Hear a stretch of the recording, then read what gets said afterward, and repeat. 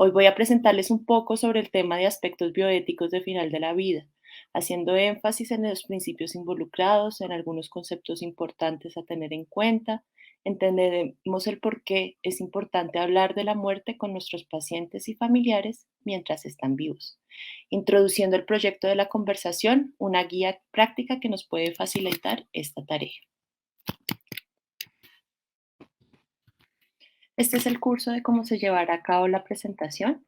Primero hablaremos de algunos antecedentes relevantes para entender cómo pasamos del paternalismo médico a la toma de decisiones compartidas con el paciente y su familia. Posteriormente hablaremos de los principios bioéticos de autonomía, beneficencia y proporcionalidad terapéutica, además de los conceptos de futilidad y tratamientos potencialmente inapropiados. Finalizaremos explicando una manera práctica y sencilla de cómo hacer una conversación de final de vida, qué aspectos podemos tener en cuenta y son relevantes a conocer y sobre el documento de voluntad anticipada. Quiero empezar recordando que desde la antigüedad, desde Hipócrates, teníamos la claridad que la medicina no le compete ofrecer tratamientos curativos ante padecimientos intratables. Desde ese entonces teníamos la noción que uno de nuestros compromisos implica mitigar el dolor. Esto está en armonía con lo que hoy en día se consideran los fines de la medicina, que tenemos desde el 95 por medio de un esfuerzo internacional liderado por el Hastings Center, uno de los primeros institutos de bioética, acompañado de OMS y especialistas de todo el mundo. Estos fines involucran el cuidado de los pacientes que no podemos curar y el acompañamiento al final de la vida. Nosotros veníamos de una tradición médica de paternalismo, es decir, los médicos tomábamos las decisiones por el paciente, pues éramos quienes teníamos la información y conocimientos suficientes para establecer cuáles eran las intenciones beneficentes. Aquí las decisiones clínicas tenían el propósito de garantizar las necesidades básicas del paciente y solo requería de nuestra lexasis y nuestros principios de no maleficencia y beneficencia para tomar decisiones. Sin embargo, hubo eventos en el siglo XXI que ocasionaron un cambio de cómo se percibe la salud, la deontología médica y con ello la forma de cómo decidimos en medicina. Recordemos que tras la Segunda Guerra Mundial se rescata el concepto de dignidad humana por medio de la Declaración de Derechos Humanos, además de empezar a concebir la salud no solo como el opuesto a la enfermedad, sino también como el bienestar en todas las dimensiones humanas. En la medicina eso se tradujo a empezar a tener en cuenta al paciente y sus valoraciones de la vida para tomar decisiones médicas, es decir, un modelo que es deliberativo y participativo, en donde se busque un equilibrio entre la beneficencia médica y el respeto por la autonomía del paciente. En nuestra práctica actual, eso se traduce a que el paciente es reconocido como un agente moral, es decir, tiene la potestad para decidir y ser responsable de sus acciones. Tiene unos derechos como pacientes en los que se incluye la participación activa en su toma de decisiones en lo que respecta a su cuerpo. Es por eso que el médico y el personal de salud está obligado a dar información suficiente para ese fin, además de valorar su capacidad para tomar decisiones para evitarle daños a nivel físico y a nivel moral. Es decir, es nuestra responsabilidad como parte de ser quienes cuidamos a un paciente, propiciar una toma de decisiones de la manera más autónoma posible, un adecuado proceso de toma de decisiones compartidas. Teniendo este contexto, hablemos entonces de los principios que están involucrados en el cuidado al final de la vida. El primero que voy a hablar es el principio de autonomía. La autonomía como principio contempla dos sentidos, como un derecho y como una capacidad. Como derecho hace referencia al respeto que debemos tener por las decisiones de las personas con respecto a su privacidad y autodeterminación. Es decir, los pacientes tienen derecho a tomar sus decisiones sobre su cuerpo y sobre sus preferencias. Existen diversas formas para justificar esto, pero tal vez lo más influyente son las expuestas por Kant y por Stuart Mill en el utilitarismo. Para Kant, todos los agentes morales tenemos dignidad, es decir, todas las personas tienen la capacidad de ponerse fines y darle valor a nuestras decisiones y acciones, que no somos tan solo medios para que otros puedan cumplir sus intereses y preocupaciones. La dignidad en este sentido consiste en respetar la forma como cada uno concibe la propia vida. Y esto es una exigencia que a su vez implica que la respetamos en los otros. En la perspectiva utilitarista, la autonomía se justifica sabiendo que cada ser humano es el que mejor conoce cuáles son sus deseos y preferencias. Así que en el ámbito social es mejor dejar en manos de los individuos que decidan cómo quieren vivir sus vidas. La autonomía como un derecho hace referencia a la potestad que tienen las personas para decidir sobre sus propios asuntos y sobre su cuerpo. Va en contra de lo que iba el paternalismo y por ello exige que tanto profesionales como familiares no intervengamos a los pacientes a menos que esa intervención sea autorizada por la persona. Así, esa intervención signifique una adecuada, sea beneficente para el paciente. La autonomía como derecho es absoluta cuando el paciente no desea que le hagan cosas. Si alguien no quiere ser trasplantado, transfundido, intubado, nutrido artificialmente, si se explica y aún así el paciente insiste que eso es lo que desea, que no se le realiza el procedimiento, pues es incontrovertible que el procedimiento no se realice. Sin embargo, la autonomía individual no es suficiente para que un paciente exija tratamientos a sus médicos. Por ende, si un médico considera que un paciente no se beneficia de alguna intervención, el paciente no está en posición de exigirlo, pues el acto médico es una decisión conciliada entre dos partes. El médico quien conoce los tratamientos y sabe si hay o no indicación, y el paciente quien acepta o no la intervención. Autonomía como capacidad hace referencia a las habilidades y condiciones que una persona debe tener para poder ejercer su derecho a decidir. Como primera medida está la capacidad de toma de decisiones. Esta se basa en el juicio de realidad que tiene el paciente. Acá estoy hablando únicamente del ámbito médico, no del ámbito legal, porque este es mucho más amplio y pues sobrepasa el propósito de esta charla. Pero desde el punto de vista médico es que un paciente pueda tener una adecuada percepción de la realidad, lo suficiente como para que pueda entender información, ponderarla de acuerdo a sus preferencias y con eso tomar decisiones. Lo que me llega al segundo punto que es central en esta charla y es la información que se le ofrece al paciente. Este es un punto central, pues es nuestra responsabilidad como las personas que acompañamos a los pacientes dar información suficiente y en términos claros, independiente de la escolaridad, independiente de en qué estado mental se encuentra el paciente. Es siempre muy importante que hagamos el ejercicio de tener una comunicación en donde el paciente pueda entender qué es lo que está pasando y que tenga suficiente información para tener un conocimiento y tomar decisiones. Y por último, y no menos importantes, otra condición para garantizar que en la medida de lo posible que no haya contracción, es decir, que no hay una presión externa que lleve al paciente a tomar una u otra decisión. ¿Qué presiones externas pueden haber? A veces la familia queriendo buscar lo mejor para el paciente, los médicos queriendo buscar lo mejor para el paciente o un contexto social muy difícil podría terminar ejerciendo una presión para que el paciente escoja una cosa o la otra sin desear realmente eso. El principio de beneficencia está basado en la obligación que tenemos de actuar en beneficio de los demás. En medicina esto se traduce a hacer actos médicos con la intención de producir un beneficio y bienestar para las personas. Para esto es importante que tengamos claras cuáles son las metas de tratamiento que estamos proporcionando y si esas metas son razonables y aterrizadas a la realidad. De lo contrario, fácilmente podríamos entrar en lo que conocemos como obstinación terapéutica o encarnizamiento terapéutico. Y es para evitar ese escenario que no se deben proponer a los pacientes tratamientos que no tengan beneficios o metas claras. Y reiterando lo que habíamos abarcado en la autonomía, el personal de salud tiene derecho a no actuar si considera que las solicitudes del paciente son irrazonables. La proporcionalidad terapéutica es un principio basado en la obligación moral de implementar solo aquellas medidas terapéuticas que tienen una relación de debida proporción entre los medios que vamos a utilizar y el resultado previsible. Aquí los elementos para juzgar si hay proporcionalidad es si el tratamiento es útil, cuáles son las alternativas de acción, cuál es esa ponderación entre el riesgo y el beneficio, el pronóstico de la enfermedad, si se implementa o no se implementa el tratamiento, los costos, las cargas físicas, psicológicas y sociales que el tratamiento suscita.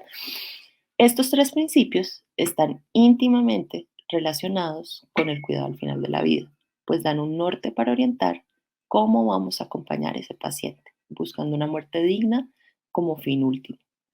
Cuando ese norte se pierde, entramos a hacer intervenciones que no son útiles, que no guardan el principio de proporcionalidad, a lo cual llamaremos futilidad médica. La futilidad médica es un concepto que nació desde el 93, es relativamente reciente y que abarca muchos aspectos. Quizá la definición más completa que podemos decir hoy en día es que es una cualidad de aquel acto médico cuya aplicación está desaconsejada en un caso concreto porque no es clínicamente eficaz, no mejora el pronóstico, síntomas o enfermedades, o porque produciría previsiblemente efectos perjudiciales razonablemente desproporcionados al beneficio esperado para el paciente o sus condiciones familiares, económicas o sociales. Es importante dejar explícito también lo que no es. La fertilidad no es una intervención inefectiva porque puede que tenga un efecto biológico de lo que uno está esperando. Pero ese no es el problema es que así genere ese efecto biológico, esto no va a generar un beneficio para el paciente, así lo repitamos muchas veces. La fertilidad no necesariamente es una intervención dañina porque no tiene la intención de generar un daño en el paciente. Sin embargo, cuando insistimos en tratamientos que prolonguen la agonía del paciente, en estos casos sí podríamos generar un daño. La futilidad tampoco es sinónimo de intervenciones imposibles, porque los tratamientos podrían estar disponibles. Acá ese no es el problema. El problema es que el tratamiento no es útil. Y por último, tampoco se considera un tratamiento fútil buscando racionalizar recursos, porque racionalizar recursos es una medida que se hace en colectividad. Es decir, estoy buscando una justa distribución de los recursos y por eso racionalizo. Y eso no es lo que pasa con la futilidad, porque la futilidad es una valoración que se hace de manera individual. Existen dos formas de futilidad, cualitativa y cuantitativa. Sobre la futilidad cualitativa hace referencia al tratamiento que no permite al paciente vivir la vida según sus objetivos, preferencias y valores. Ese concepto está íntimamente relacionado con los tratamientos en cuidados intensivos. Cualquier tratamiento que eh, únicamente logre mantener un estado de inconsciencia permanente en el paciente o que sabemos que después no vamos a poder retirar y no podemos lograr el egreso del paciente de la UCI, no es beneficioso y por tanto es fútil. Este tipo de futilidad está establecida tanto por el paciente como por el médico. Por el paciente porque aunque el tratamiento pueda generar beneficios, si el paciente no valora esos beneficios o no ve que sean beneficiosos para él, pues carece de todo sentido. Y desde el punto de vista médico porque es la persona que sabe si ese paciente va a poder ser retirado de sus soportes vitales. Aquí vemos entonces que para evitar este tipo de futilidad es necesaria una buena relación médico-paciente que permita establecer metas de tratamiento y una planificación anticipada.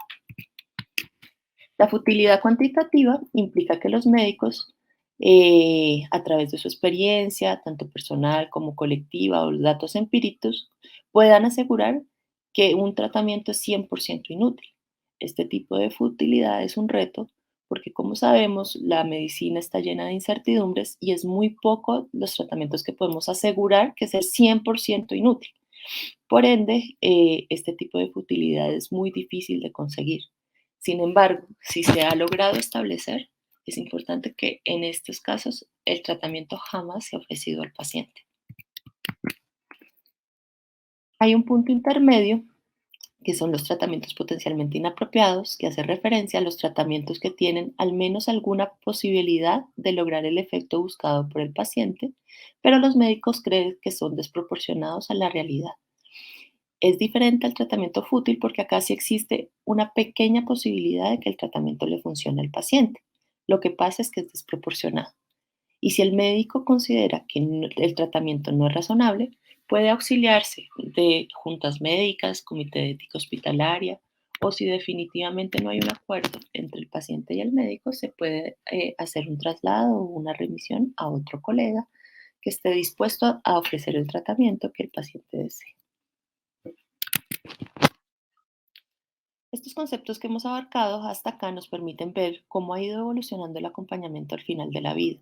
Es importante tener en cuenta que sociedades y las normas que marcan la convivencia en la misma cambian según la evolución que tengan los individuos que la conforman, de forma que cambian las aspiraciones morales, éticas, jurídicas, que garantiza la convivencia en comunidad. Entonces, es importante ser flexibles ante estos cambios y adaptarse a esos nuevos retos. Es pertinente reconocer que la práctica médica se hace cada vez más tecnificada y con nuevos recursos médicos que permiten el manejo de enfermedades que pueden mejorar la calidad de vida de los pacientes, pero que a su vez pueden prolongar la agonía cuando se hacen tratamientos que no están indicados. Esta agonía se traduce a incrementar el sufrimiento del paciente, de su familia, del curso de las enfermedades, prolongarlas de manera innecesaria. Y esto nos permite ver la relevancia de una comunicación asertiva como un elemento fundamental en la relación médico-paciente, en el respeto por su autonomía, en la búsqueda de una planificación anticipada que sea deliberativa y con una participación activa del paciente. Y eso nos lleva al tema de ya tener la conversación con los pacientes y con nuestros familiares, hablar sobre el final de vida. Esta es una conversación que puede marcar la diferencia, alivianarnos un poco la toma de decisiones, sabiendo que estamos honrando la voluntad de los pacientes. Entonces, ¿por qué es importante hablar? En un estudio que hicieron en Estados Unidos en el 2012, se dieron cuenta que hasta el 90% de las personas dicen que es muy importante hablar con sus seres queridos sobre sus deseos de final de vida. Sin embargo, solo el 27% realmente lo han hecho. 60% de las personas consideran que es extremadamente importante que sus allegados no estén cargados con las decisiones de final de vida que les competen. Sin embargo, 56% de las personas ni siquiera han empezado a tener esa conversación. 80% de las personas manifiestan que si tienen una enfermedad grave es muy importante que el médico conozca cuáles son las decisiones de final de vida. Sin embargo, solo el 7% ha tenido realmente una conversación con su médico al respecto.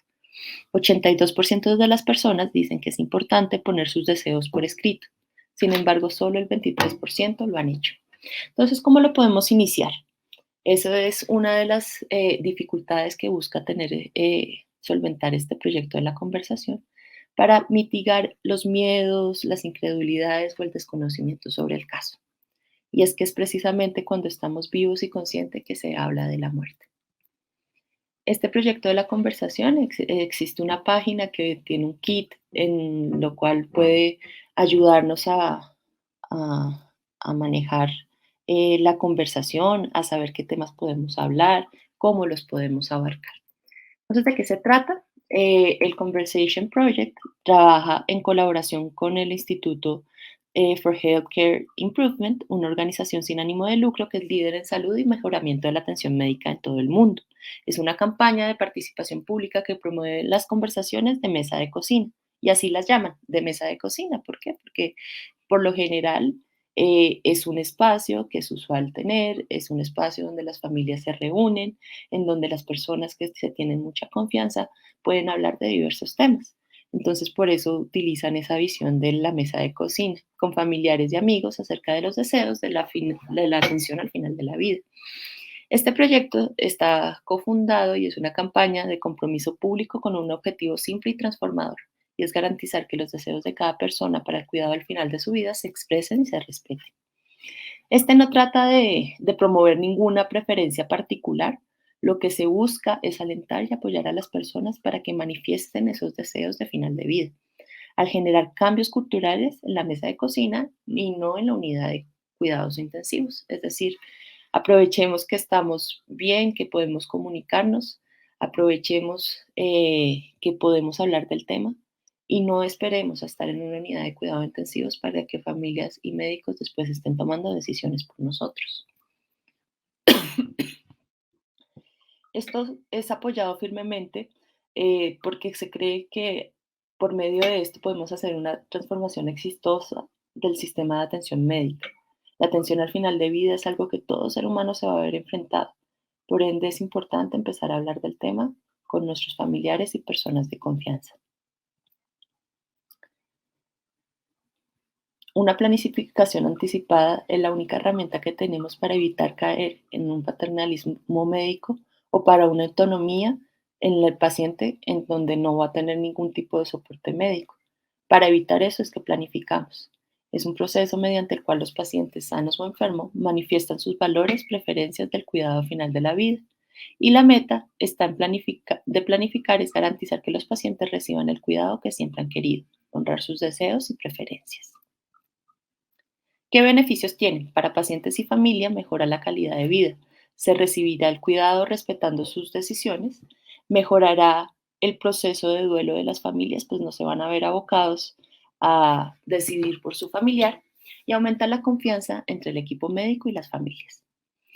También hay beneficio para los grupos tratantes, pues se conocen de antemano los deseos y decisiones de los pacientes, reduce la carga emocional para la toma de decisiones con las familias y evita los conflictos con las familias. Es una tarea que todos los profesionales debemos hacer, pues nosotros nos compete tratar este tema con pacientes y familia. Este es el objetivo del proyecto, que es ayudar a las personas a reflexionar para que puedan expresar sus deseos. Es como van a ver el paso a paso, lo que busca es preparar a las personas para que puedan hablar al respecto. Entonces no se trata de dar respuestas, no se trata de saberlo absolutamente todo, es sencillamente una invitación a tomarse su tiempo y encontrar el espacio para hablar de estos deseos. El primer paso es prepararse. Seguramente habrán muchas preguntas. Entonces, ¿qué cosas tendría que pensar antes de sentirse preparado para tener la conversación? ¿Qué ambiente me gustaría que esto ocurriera? ¿Qué preocupación particular tengo? Por ejemplo, necesito pagar tal deuda, necesito hacer tal cosa. Este tipo de información es muy importante dejarla explícita en la conversación. No tiene por qué empezar a hablar del tema inmediatamente. Usted puede pensar y reflexionar qué es aquello que le preocupa. El segundo paso es reflexionar sobre cómo esto va a ayudar a prepararse para tener la conversación. Entonces, ¿qué es importante para mí al final de la vida? Es importante que pueda reconocer a mi familia, es importante que muera en mi casa, es importante eh, poder reconocer el tipo de música que me gusta, ser capaz de ver la televisión.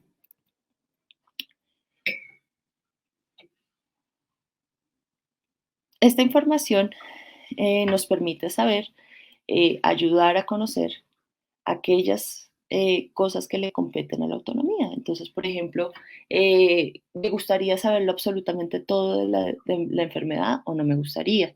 ¿Quiero que el médico actúe con paternalismo y que haga lo que cree que es mejor para mí o me gustaría ser partícipe de todas mis decisiones? ¿Qué rol me gustaría tener? ¿Uno pasivo o uno activo? ¿Qué tipo de cuidados me gustarían? Entonces, ¿quiero vivir a toda costa, no me importa cómo? ¿O me gustaría pensar mejor en calidad de vida que en la cantidad? ¿Cuáles son las preocupaciones relacionadas al tratamiento? ¿Cuáles son sus preferencias sobre dónde le gustaría recibir el cuidado? ¿Dónde me gustaría pasar mis últimos días? La participación de la familia. ¿Hasta qué punto quiero que mis seres queridos tengan conocimiento de mi enfermedad? En cuanto a la periodicidad, ¿qué prefiero? ¿Recibir noticias estando solo o recibirla con un gran grupo de gente y rodeada de mi familia? Cuando se trata de compartir información, quiero que mis seres queridos lo sepan todo o no me gustaría que lo sepan nada. Cuando ya se sienta preparado, sería importante que establezca con quién le gustaría hablar, con su madre, su padre, sus hijos, su pareja, sus amigos, su médico. Establecer cuándo sería un buen momento para hablar. Entonces, me gustaría que fueran las próximas vacaciones, me gustaría que fuera cuando naciera mi bebé, me gustaría que fuera un día cualquiera. ¿Dónde estaría cómodo? Entonces, como promocionan en la mesa de la cocina, en un café, en un restaurante, en un ámbito privado, antes de dormir.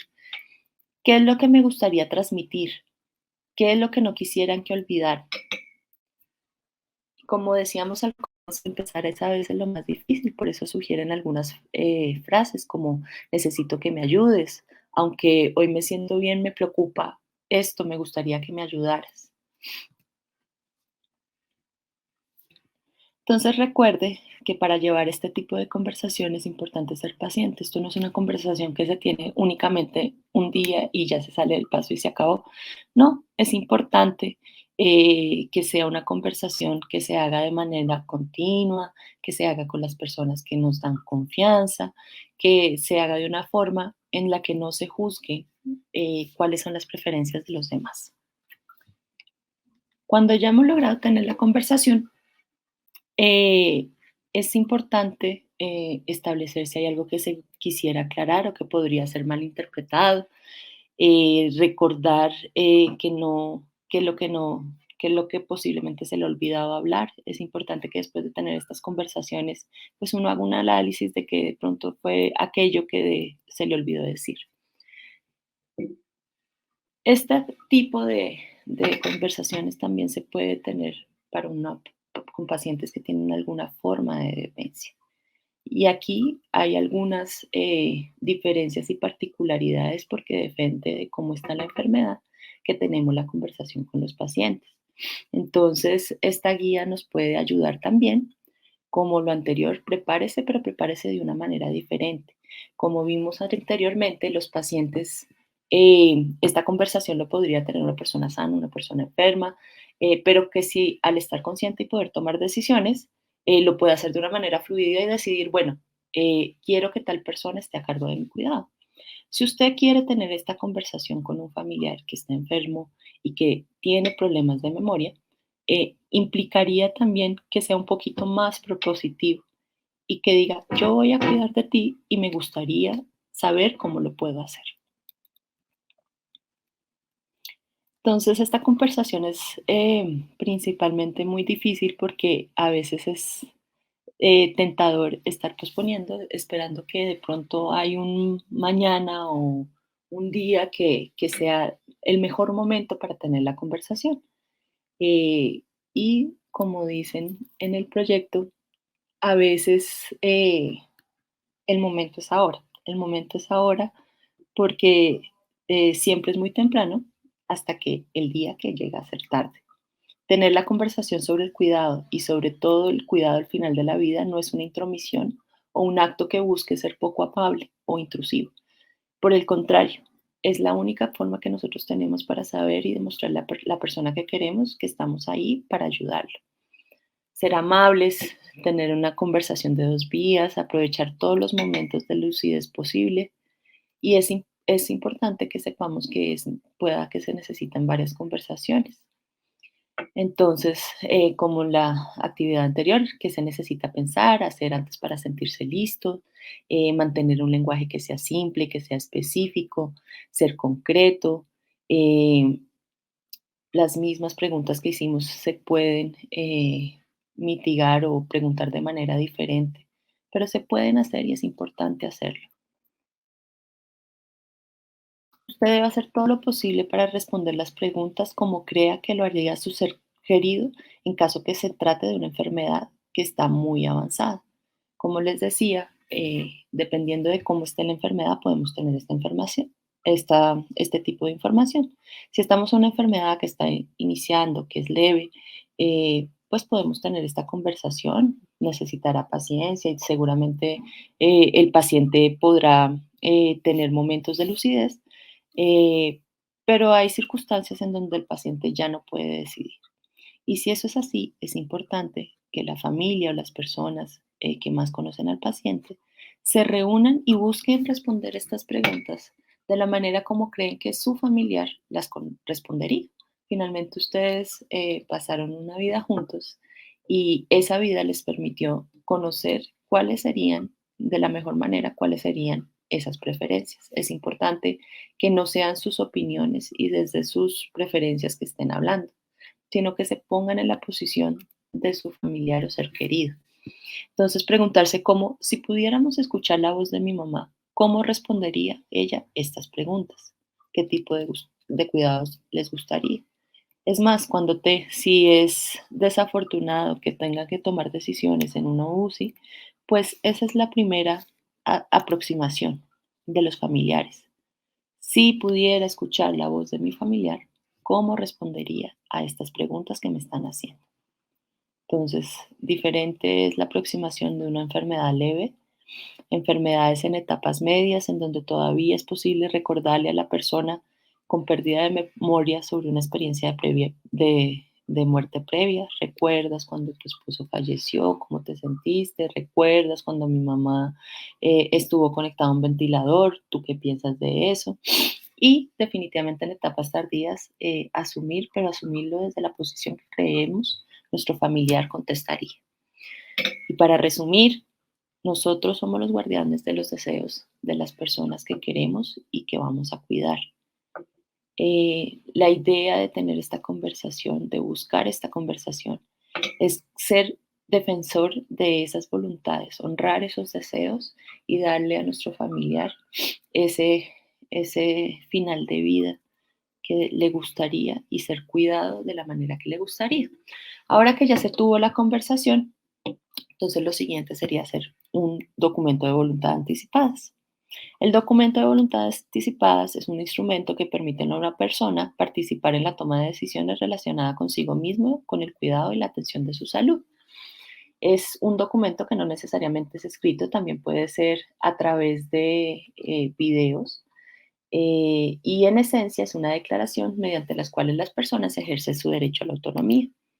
Está fundamentado en diferentes leyes que buscan utilizar la proporcionalidad terapéutica en el cuidado de los pacientes y en el que se valida que los pacientes tienen el derecho de conciliar, de consignar sus deseos de final de vida en un documento de voluntad anticipada.